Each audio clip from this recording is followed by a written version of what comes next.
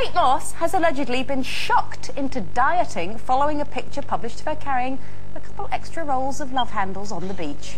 Friends have reportedly claimed that she blames the new lifestyle she has with her man Jamie Hintz, citing fry-ups and beers as the reason for the slight weight gain. So can a man really be responsible for having a negative impact on your diet, health and lifestyle? Is it their fault? Yeah, well, you could blame them, yes, whether it's true or not.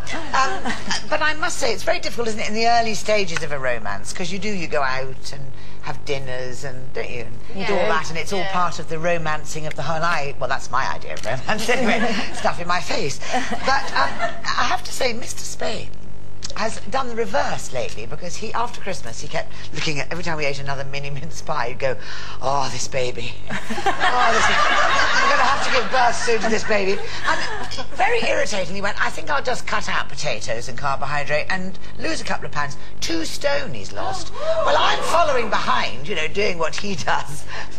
I've lost about 3 pounds. It's not fair. And he says, but you're cheating. I said, I don't cheat. For instance, last night, because you can hear what's going on downstairs in our living room, because we've got a sort of mezzanine upstairs, and I'd had a very healthy supper. I'd done the lamb chops, the vegetables all gone marvellously, and Michael was going, isn't it lovely not to feel overstuffed? And I'm going, yes, all right. And then I opened the fridge, and right at the back there were these eggs left over from Easter, these chops. So I very quietly just have one, and I heard this voice say, I know what you're doing, Bellingham. You see, you know what? It's the complete opposite in my house now, because I don't tend to do. I'm like Mr. Spain. I don't like to feel too full up. You know, I think that's a really uncomfortable feeling. You don't eat much, really, actually. No, I don't. No, I don't overeat. I don't eat. You know, and I don't eat the wrong things. But you're usually drinking most of it. I haven't. Well, not at the moment, I'm not. No. But you see, Mark, he's kind of adapted to my way of eating, and he's very healthy. He knows what's in what, and you know, it's very good. But he's never had enough food. He's always hungry. He always needs more food.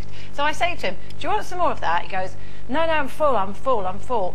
Then we go to bed, and I say, "Right, I'm going to go downstairs to bed." And he goes, "Okay, then." Then I can hear him upstairs with the bread rusty and everything, and I shout up the stairs to him, "You're having a little sandwich?" He goes, no, nothing, I'm not doing anything. And I know he does, because my fridge doesn't shut properly, right? So when I get up in the morning, the fridge is always like not shut properly, because he doesn't shut the fridge. You're policing it. I said, "You've been in the fridge again."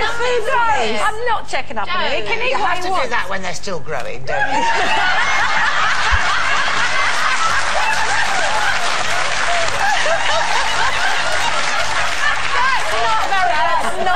He can eat what he wants, but he always says no. David and I are like co-conspirators. That baby seat, that's the problem. Leave him alone. David and I are like co-conspirators, where if one of us is being good, the other one will go along with it. But if one of us is being bad, that's all that you need is the excuse. So, you know, we'll have something nice and healthy, go to bed. That was good, wasn't it? That was good, wasn't it?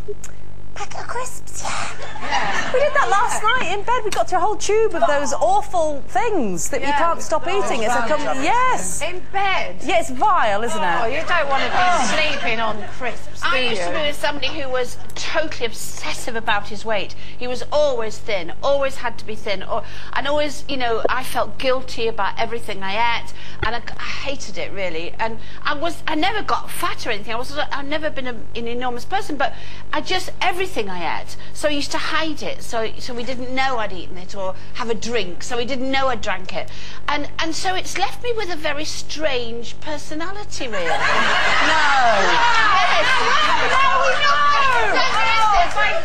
instance, if I'm in a restaurant and I'll order a big pudding, but I won't eat it. But I'll pay for it, but I won't eat it. Now that's, to me, you see, I've ate it. But I haven't really, because I've paid for it, I've ate it. That's control, though. That's control. That's you're exercising your own control. I'm going to order a great big pudding. Because I've got the right to. Yeah, and then I'm just but I don't eat it. Yeah, but then I feel fat. So what's that? Because I feel as though I have eaten it. That's madness.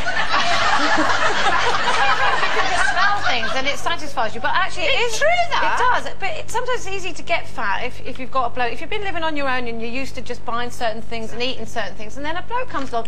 You know what blokes are like? They can eat like you know, everything they want, and they don't genuinely put on weight, do they? True. So then, you know, they go and get some chocolate biscuits and get some cakes and get some this and they leave it in the cupboard. They go in the cupboard, get one chocolate biscuit out, and then they leave them there, and you're standing there like thinking, there's half a packet of chocolate biscuits and you want to eat them all. So I mean, I probably wouldn't, but you know, I prefer not to have them Send in them the round to house. my house. And I'll